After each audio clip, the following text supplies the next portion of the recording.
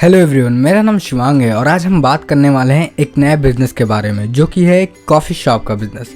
जैसे कि हम सभी जानते हैं कि लोगों को सुबह उठने के बाद चाय या कॉफ़ी की ज़रूरत होती है और लोग चाय या कॉफ़ी पीने के लिए लोग चाय और कॉफ़ी ऑर्डर भी करते हैं और यही वजह है कि लोग इस बिज़नेस को करते भी हैं और उनको बहुत ही अच्छा खासा प्रॉफिट भी होता है। और जो भी लोग अपनी दुकान को खोलकर इस बिज़नेस को कर रहे हैं, ये देखा गया है कि आए दिन उनके दुकान पर काफ़ी ज़्यादा भीड़ देखने को मिलता है और इसका सिर्फ एक ही कारण है और वह है लोगों को चाय और कॉफ़ी बहुत ही ज़्यादा पीना पसंद है। तो अगर आप भी कोई एक ऐसा बिज़नेस ढूंढ रहे हैं जो कि आप बहुत ही कम इन्वेस्टमेंट में शुरू करके अच्छा खासा प्रॉफिट गेन कर सकते हैं, तो यह बिज़नेस आपके लिए ही है।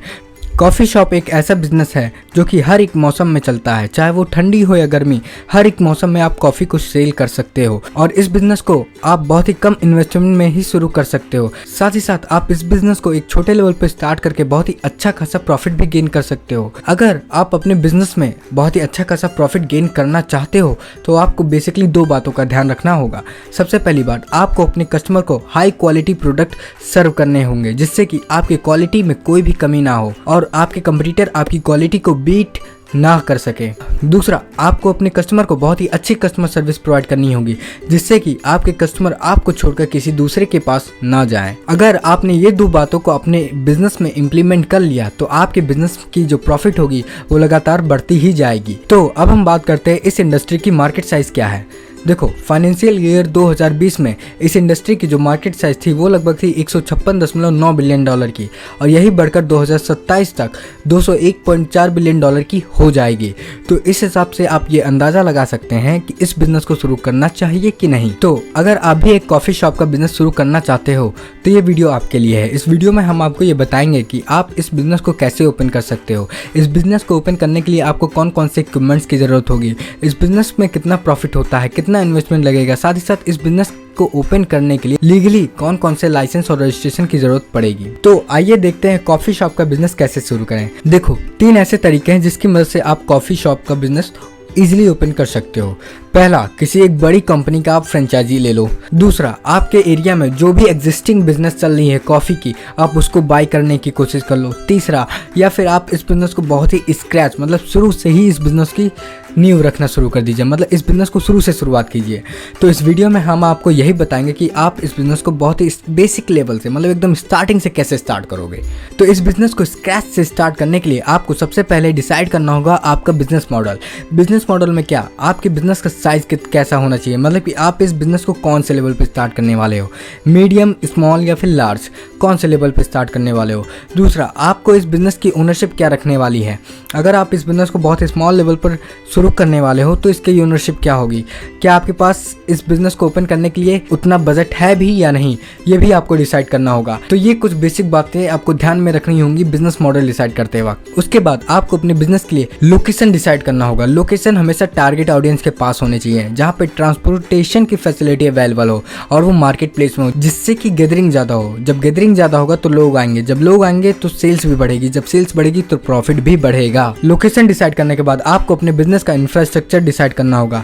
जो इंफ्रास्ट्रक्चर होना चाहिए वो स्पेशियस होना चाहिए, वहाँ पे वेंटिलेशन की फैसिलिटी अवेलेबल हो, इलेक्ट्रिसिटी सप्लाई अवेलेबल हो, वाटर की फैसिलिटी अवेलेबल हो, एयर कंडीशनिंग की फैसिलिटी अवेलेबल हो। तो ये सब कुछ बेसिक फैसिलिटीज़ हैं जो कि आपको चेकआउट करनी होंगी जब आप अपने बिजनेस के इंफ्रास्ट्रक्चर को रेडी कर रहे होगे। तो कुछ बातों को आपको बहुत ही सीरियसली लेना होगा, जैसे कि आपको हाई क्वालिटी प्रोडक्ट्स ही प्रोवाइड करने होंगे अपने कस्टमर को, ठीक है ना। हाई क्वालिटी प्रोडक्ट कैसे दे सकते हो, देखो, सबसे पहले आप हाई क्वालिटी इक्विपमेंट्स में ही इन्वेस्ट करो और जो भी फ्रेश पेस्ट्रीज हैं और फ्रेश स्नैक्स है वो सर्व करना शुरू करो, जिससे कि आपकी क्वालिटी में कोई भी कमी ना हो, क्योंकि जब क्वालिटी बढ़ती है तो कंज्यूमर की वैल्यू भी बढ़ती है। ये डिसाइड करने के बाद आपको अपने बिजनेस के लिए एक मेन्यू रेडी करना होगा कि आप कौन कौन से वैरायटी के कॉफ़ीज़ को सेल करते हो, उन वैरायटीज़ के प्राइस लिस्ट क्या है।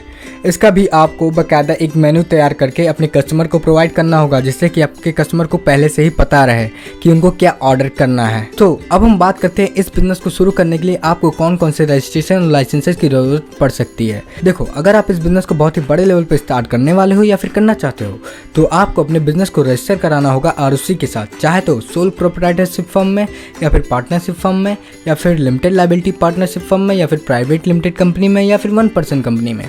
इन पांचों में से आप किसी एक में भी अपने बिजनेस को रजिस्टर करा सकते हो।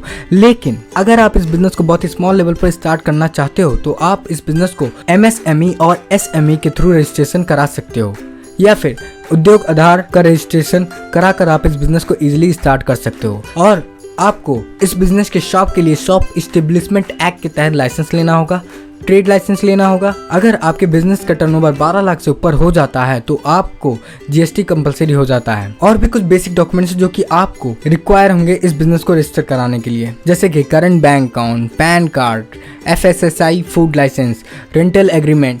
ये सब कुछ बेसिक डॉक्यूमेंट्स जो कि आपको जरूरत पड़ेंगे जब आप इस बिजनेस को शुरू करोगे। तो ये होगी बात रजिस्ट्रेशन और लाइसेंसेस से रिलेटेड।